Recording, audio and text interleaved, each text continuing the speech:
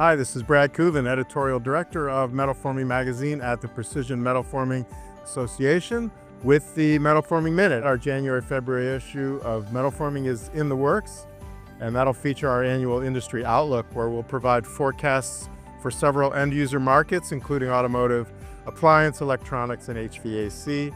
And we'll be featuring content in that Jan-Feb issue on mechanical presses, lubrication technology, laser cutting, and press brake bending.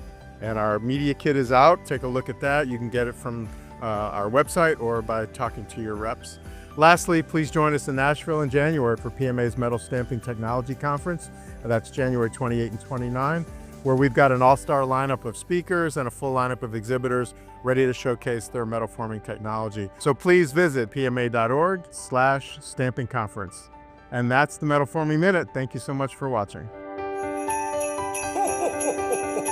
Happy holidays!